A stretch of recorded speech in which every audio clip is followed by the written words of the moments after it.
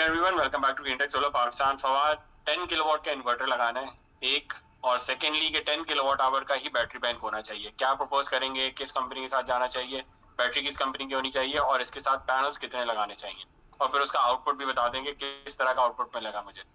ये एक एग्जांपल है आपके सामने 10 किलोवाट का सोलर सिस्टम है। ब्रांड्स बहुत सारी हैं, ब्रांड स्पेसिफिक बजट के ऊपर डिपेंड करता है, फंक्शनैलिटी के ऊपर डिपेंड करता है। आप IP65 में भी, IP66 में भी चूज़ कर सकते हैं, IP21 में भी चूज़ कर सकते हैं, IP54 में भी चूज़ कर सकते हैं। हर प्रोडक्ट के अपने बेनिफिट्स होते हैं और अपने ड्रॉबैक्स होते हैं, और उसके साथ उसकी प्राइसिंग भी होती है, क्योंकि आपको बजट को भी इंश्योर करना है कि आपके बजट में भी प्रोडक्ट आए।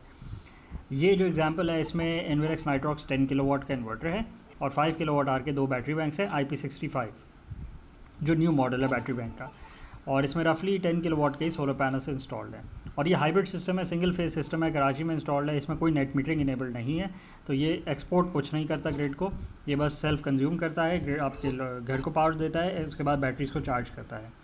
अभी आपको दिख रहा है दोपहर के 2 बज रहे हैं, 2:30 बज रहे हैं, और सोलर सिस्टम से जो प्रोडक्शन हो रही है वो 518 वाट्स की हो रही है, और जो घर का लोड है वो आपको दिख रहा है कि 700 वाट्स का है। बैटरीज 100% चार्ज हैं। यूपीएस लोड, जिसका मतलब है क्रिटिकल लोड आपका ऑन है, हैवी लोड स्मार्ट लोड जो है वो आपका नॉन एग्जिस्टेंट है, कोई एसी ऑन नहीं है, और ग्रिड से भी 150 वाट्स आ रहे हैं, क्योंकि आज क्लाउडी वेदर है कराची में। तो क्लाउडी वेदर होने की वजह से अगर सोलर पैनल्स आपके डर्टी हों तो सोलर पैनल्स की प्रोडक्शन जो है वो कॉम्प्रोमाइज़ हो जाती है। अच्छा, अगर आप इस मंथ के डेटा पे आ जाए, मई के डेटा पे आ जाएँ, मई 2026 के, तो मई 2026 में आपको दिख रहा है कि सोलर सिस्टम ने, सोलर पैनल्स ने 626 यूनिट बनाए। इससे बहुत ज़्यादा ये बना सकते हैं अगर आप बैटरीज़ को और बढ़वा लें, और बैटरी बैंक के साइज़ में इंक्रीमेंट करवा लें, और बैटरीज़ को चार्ज कर लें, इलेक्ट्रिक व्हीकल को चार्ज कर लें, अपना डे टाइम का लोड बढ़ा लें, तो ये सोलर सिस्टम आपको और बहुत ज़्यादा प्रोड्यूस करके दे सकते हैं। बट इस सिस्टम ने 626 यूनिट डायरेक्टली सोलर पैनल से बनाए हैं, जो कि डिस्चार्ज हुए हैं, सॉरी नहीं, अगर आप इस डेटा पे आएँ कि इंपोर्ट कितना हुआ है ग्रिड से, तो 276 यूनिट्स ग्रिड से इंपोर्ट हुआ है, और बैटरी से यूज़ हुआ है 236 यूनिट्स, और पीवी से, सोलर पैनल से डायरेक्टली आए 626 यूनिट। इसका मतलब है कि ग्रिड से आपने 276 यूनिट्स ख़रीदे हैं अपने घर को पावर देने के लिए शाम के और रात के वक्त, और बैटरी डिस्चार्ज हुई है 21%, जिसका मतलब है 236 यूनिट बैटरी से डिस्चार्ज करें पूरे महीने के अंदर, और सोलर पैनल्स ने 626 यूनिट बना के आपके घर को पावर दी है, प्लस बैटरीज़ को भी चार्ज किया है। और अगर आप प्रोडक्शन डेटा पे आ जाएँ, तो टोटल प्रोडक्शन डेटा जो है वो 880 यूनिट का है, जिसमें से 626 यूनिट आपके घर को गए हैं डायरेक्टली पावर देने के लिए, और बैटरी में चार्जिंग गई है 254 यूनिट्स की। एक्सपोर्ट ज़ीरो लिखी हुई आ रही है, क्योंकि नेट मीटरिंग नहीं है सिस्टम में, तो ज़ीरो एक्सपोर्ट बेसिस का सिस्टम है। तो इस सिस्टम ने जो मंथली यूनिट्स बनाए वो 880 यूनिट बनाए, 880 यूनिट्स बनाए हैं, और जो प्रेमिसेस की कंजम्पशन थी वो 1130 यूनिट की थी। तो जो डेफिसिट है वो सिर्फ और सिर्फ 276 यूनिट्स का है। तो 276 यूनिट्स को अगर आप 30 पे डिवाइड करें, तो आपके पास रफली 10 यूनिट से भी कम आते हैं। 276 डिवाइड बाई 30, 9.2 यूनिट्स आते हैं आपको डेली के ऑन एवरेज जो चाहिए। तो अगर आप 2 बैटरी बैंक्स इसमें और लगा लें 5 किलोवाट आवर के, तो आपकी जो कंजम्पशन है वो ऑफ द ग्रिड हो जाती है, आपको ग्रिड से कोई भी पावर लेने की ज़रूरत नहीं होती। और अगेन इस सिस्टम में भी और बहुत ज़्यादा कैपेसिटी है कि आप इस पर इलेक्ट्रिक व्हीकल भी चार्ज कर सकते हैं, इलेक्ट्रिक मोटर बाइक भी चार्ज कर सकते हैं। अपना जो कुकिंग लोड है, अगर आप गैस पे कर रहे हैं, एलपीजी पे कर रहे हैं, तो आप वो भी उस पर गैस पे कन्वर्ट कर सकते हैं। वाटर हीटिंग भी आप गैस पे कर सकते हैं।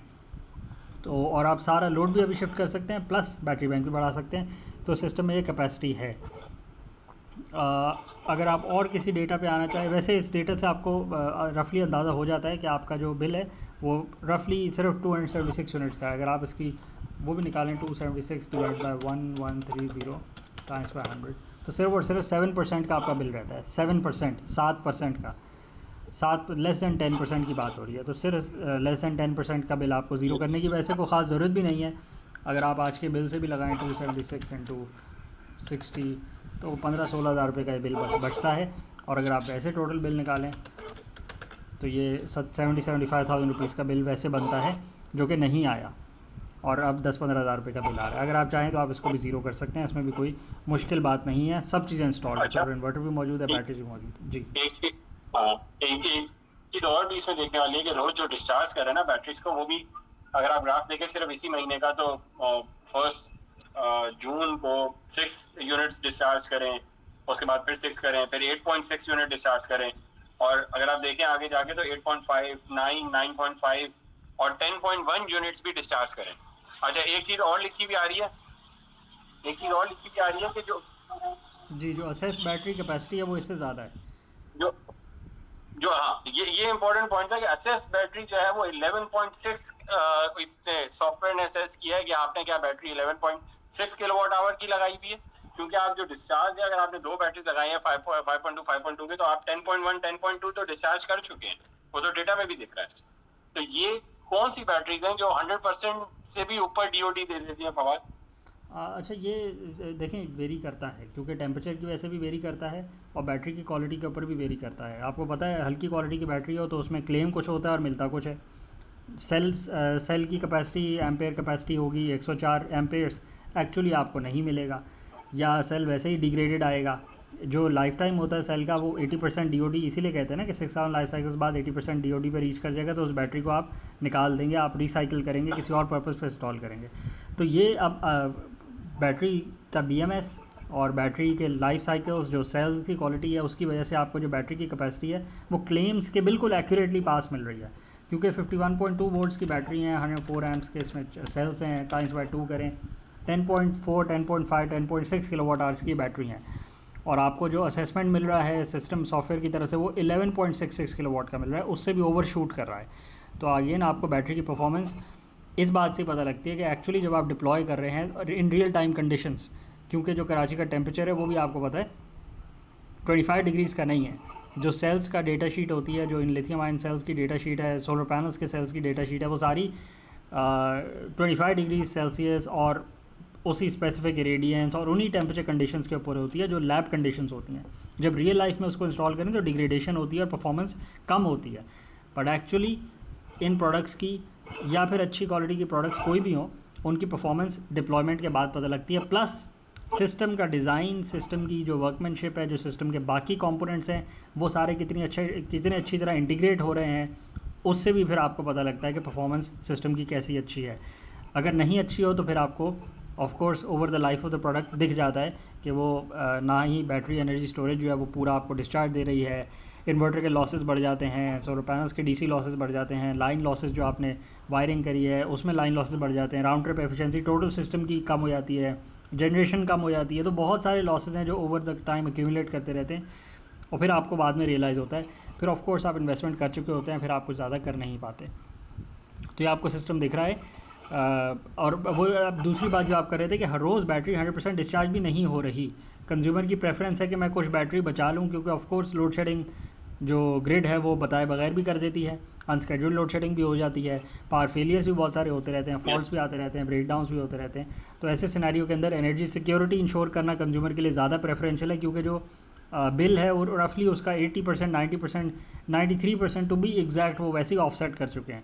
तो जहाँ हम 93% ऑफसेट कर चुके हैं वहाँ आप 7% को कॉम्प्रोमाइज़ कर लेते हैं बिल को फॉर एनर्जी सिक्योरिटी, और अगर आप बाद में थोड़ा सा बैटरी बैंक्स में ऐड ऑन कर लें तो आप ये 7% भी आपका ख़त्म हो जाता है और आप एनर्जी अफोर्डेबिलिटी में भी ज़ीरो बिल पे आ जाते हैं और एनर्जी सिक्योरिटी को भी इंश्योर कर लेते हैं। और ये वो एनर्जी अफोर्डेबिलिटी है जो आपने over the next 25 years ensure करी है, क्योंकि इसमें आप ग्रिड को कुछ भी नहीं सेल कर रहे, ग्रिड आपको कुछ भी नहीं दे रही।